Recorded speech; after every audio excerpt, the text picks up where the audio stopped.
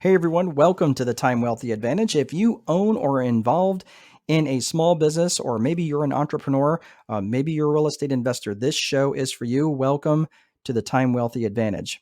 We've all heard it. If you're not growing, you're dying, right? Today, we're going to unpack one of the four core functions of business, specifically around what a marketing funnel is, how to construct one that attracts the clients and customers that you actually want to work with. How's that sound? All right, let's do it today on the Time Wealthy Advantage.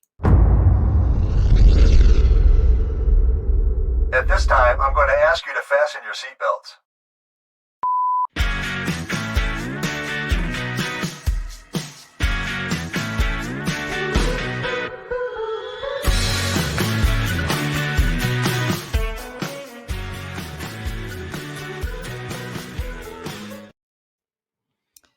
All right, everybody, welcome to the show. We are going to get right to it. So the approach that I have taken, many of you who have watched the show before, you know that I talk about the vision infrastructure process method, and that methodology is something that is really that I wrote about in the Time Wealthy Investor 2.0, and I'm working on my next book, which is called the Time. Let me get my camera adjusted here, which is called the Time Wealthy Advantage.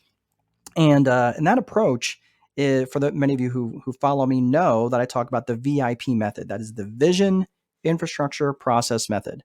Specifically, what is your vision? What are you trying to accomplish? And by the way, it doesn't have anything to do with how you make money. Okay, that's your personal vision. Your personal vision is what are you doing and why are you doing it? It's beyond your why. Your personal vision is what are you trying to accomplish? If you woke up with 30 or $50 million in your bank account tomorrow, right, where you really didn't have to worry about money that much. Now you could burn through 30 or $50 million, right? You're like, well, I'd love to try. But the thing is, if you're a younger person, especially, and you're thinking that $30 million is a lot of money, it's not. You can burn through that kind of money pretty quickly. So you've got to be a good steward of money. But if you woke up with that kind of money, what would your day-to-day life look like if you didn't have to worry about income generation? Then maybe you're like, well, I'd love to turn 30 million into 60 million or 100 million. Okay, that's fine. But let me add a wrinkle to that. Let's say you woke up tomorrow with $30 million in your bank account, but only 18 months left to live. Would you be so concerned in turning that into 100 million? Constructing your personal vision is one of the most important things, because when we're creating these businesses that are going to serve us, right? The last thing that you want to do is end up creating a job for yourself. That's a business vision, right? A business vision might be where okay, I want to make an extra $1 million a month like everybody else does. That's a business vision. And here's the problem. When you create a business vision before you create a personal vision, you end up creating a life that exists to serve the business. Go! You're going to design your personal vision first. Think about it in this context. Think about if you were writing your 100th birthday speech, what would you want to say at your 100th birthday speech? Or maybe what would you want said about you by someone else on your 100th birthday? Then we're going to design a business vision. I'm not saying business vision is irrelevant. It just can't come first. So remember, if you design a business vision before a personal vision, you end up creating a life that exists to serve the business. So then once your personal vision is defined, then you're going to design a business vision. We're going to talk about that here near the end of the program today. Now, with that business vision, that's your vision piece. Now, the VIP method follows vision, then infrastructure, then process. Then you're going to design the infrastructure that's in alignment with that vision that you created. The infrastructure is the things like the desks, the chairs, the software, the websites, all of those individual things. So, and for those of you who are maybe real estate investors that watch the show, it's your asset class selection. What asset class are you trying to service? Are you doing single family dwellings in a certain district? Or are you doing strip malls? Are you doing, maybe you're doing warehousing? Maybe you're doing, industrial, whatever it is. You've got to be really intentional about your asset class selection, because not all asset classes can run on all infrastructures. So you got your vision, you got your infrastructure, and then finally you've got your process. And the process is the stuff that you learn from the gurus, right? It's the people who are teaching you some really good stuff, like here on YouTube, that you're going to find like, man, I really like that tactic. But not all tactics are good fits for every individual. That's why I'm a strategist. I take a more strategic approach. So at the end of the day, because realizing that someone might teach me something really good in sales, but I'm like, man, I'm not that kind of a salesperson. Had a great conversation the other day with someone who was being taught from a really aggressive type salesperson, and they felt like that's the way that they had to sell their services in their real estate industry. And they're like, it just wasn't a good fit. Look, I'm not saying that that person was wrong, but to try to adopt their style when it didn't really fit with your personality, when it doesn't fit with your skill set, when it doesn't fit with your vision or your personal values, that becomes a problem, right? So not all tactics that you learn are going to be a best fit for you, and that's okay. So that's that, and that's why I take a more strategic approach, and that's what we're going to be talking about today. So in the context of the vision infrastructure process method, I approach businesses. Every single business has to have 4 core functions, right? Lead generation, sales, operations, accounting. Today we're going to focus on lead gen, and that's where I'm going to be talking about marketing funnels. So let's talk about marketing funnels. The concept of a marketing funnel is certainly not a new one. I know with the internet, for those of you who might be familiar with ClickFunnels, the co-founder Russell Brunson, he's really, really popular. He kind of popularized the whole idea of a marketing funnel, but marketing funnels have been around for a really long time. Um, and the whole concept of a funnel is really operates just like a funnel, where you're trying to get someone in the top of the funnel with some sort of offer, some sort of offering, some sort of basically bait, if you will. Okay, what's called a lead magnet. I'll talk about that in a second. But really to get them down, to get the person, your ideal person, your ideal customer into your funnel, and then make further and further offers until finally you get them down to the main core offer and to the main core product or whatever it is that you're wanting to sell to people, right?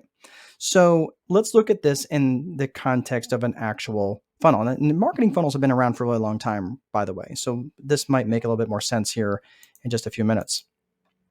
But at the top of the funnel is the lead magnet. We have all experienced this in some way. You might think of, let's say that you're opening up your browser, and MSN is pretty notorious for this.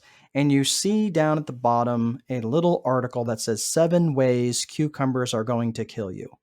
You're like, oh, man, 7 ways cucumbers are going to kill me. I just ate a cucumber last night. Man, I have got to click on this.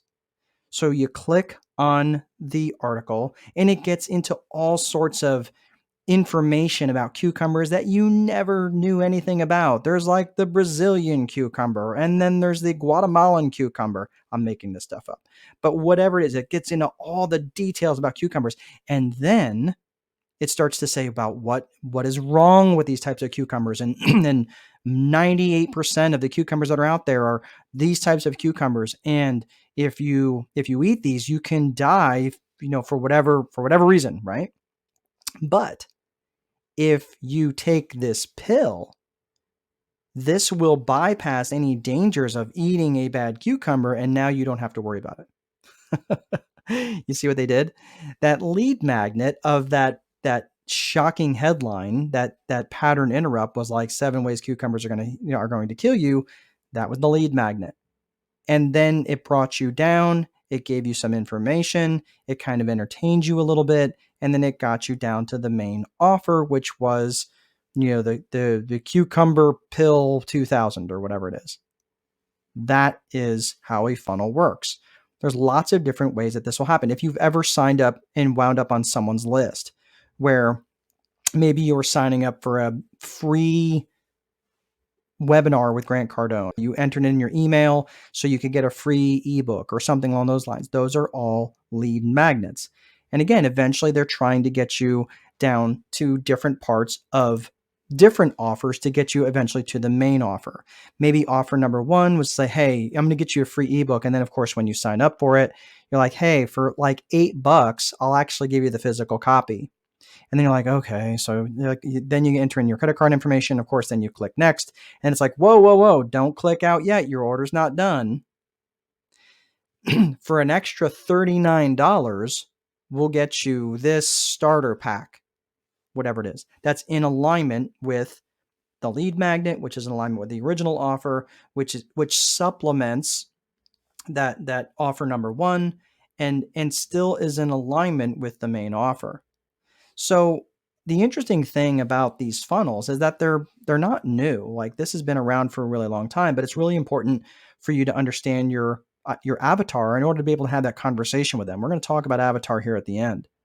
But this is why when we're talking about funnels, marketing funnels have been around for a really long time. Think about BMG Music or Columbia House. Remember when you had to tape a penny to a postcard, and then you mailed it, and then they would mail you like 8 CDs for a penny or 12 cassettes for a penny, right? Anybody remember that back in the 80s or 90s?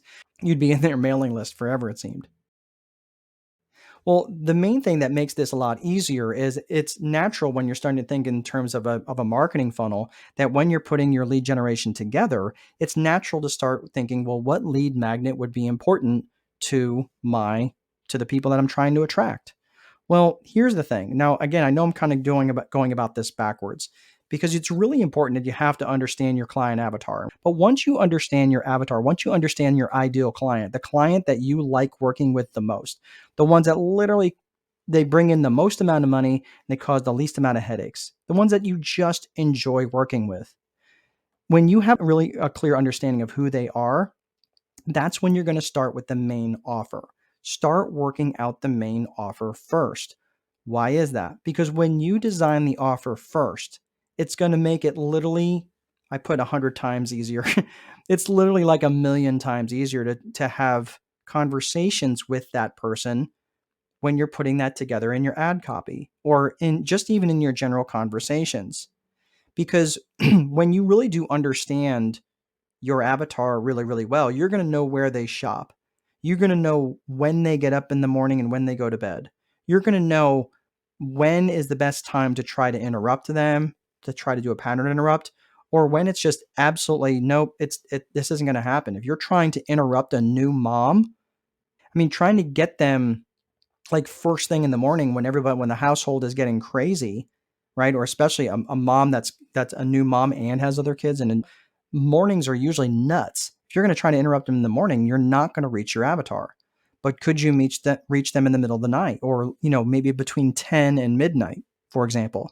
Now we've got a a newborn at home, not newborn anymore. She's 7 months old, but we've got this, we got a baby at home, and I know that schedule. I know she's generally up between 10 and 2, and she's feeding the baby and she's just scrolling through social media. That's when people could reach her.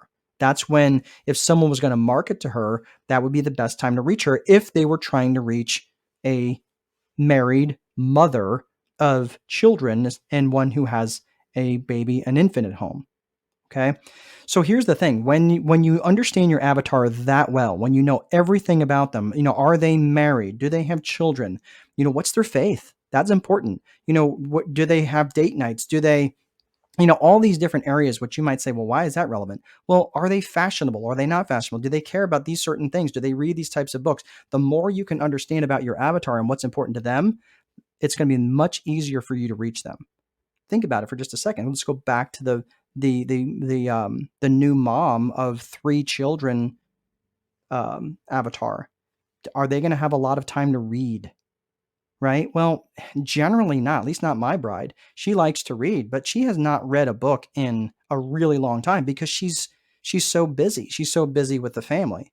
So these are the sorts of things. So maybe selling them a book may not be the best thing, but maybe an audiobook might make sense, because she's not going to be able to hold the baby and hold a book at the same time.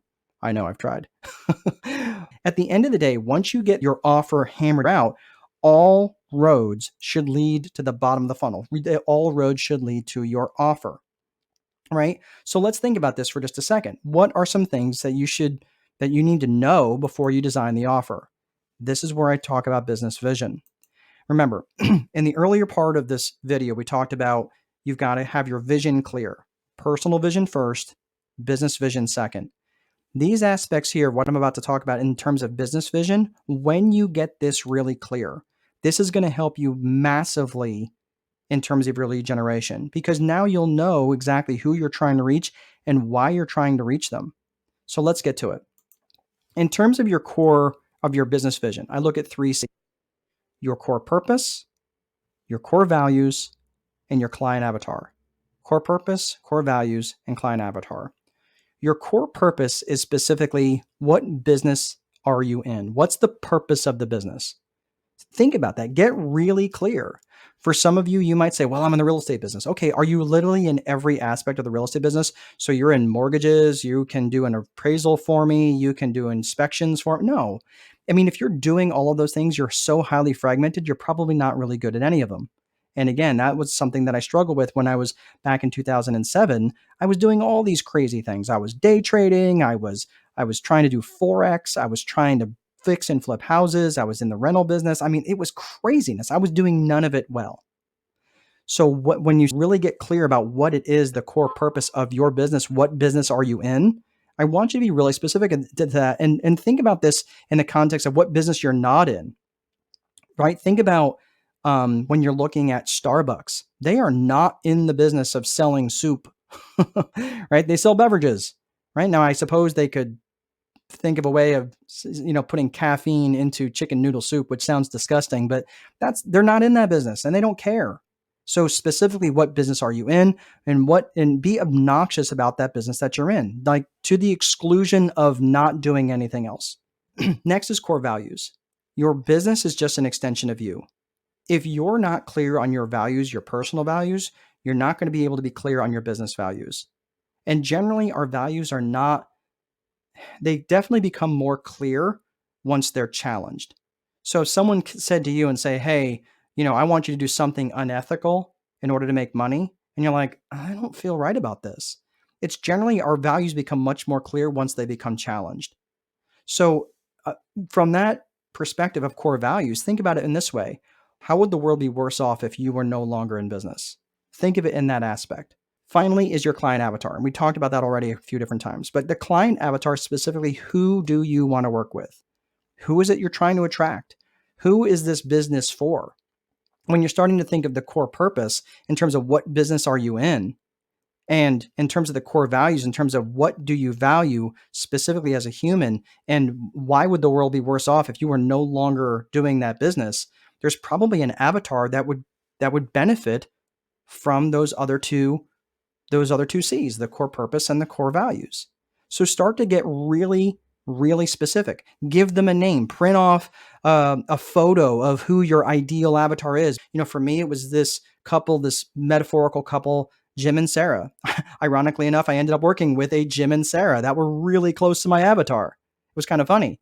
But the thing is with Jim and Sarah is they were metaphorical for a while, but I really knew how to talk to my Jim and Sarah.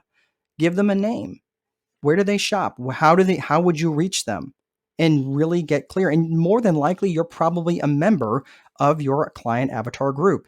So don't try to reinvent the wheel. If you're not a new mom and you're trying to create a new product for new mothers, and you've never been a new mom, that's going to be really hard to market to them because you don't understand what it is they need.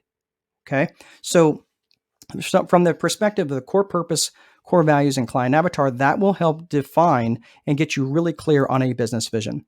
All right. Well, that is all I have. I hope you did find this helpful. And then hopefully that you are going to be getting a time wealthy advantage from this. And I hope to see you next time.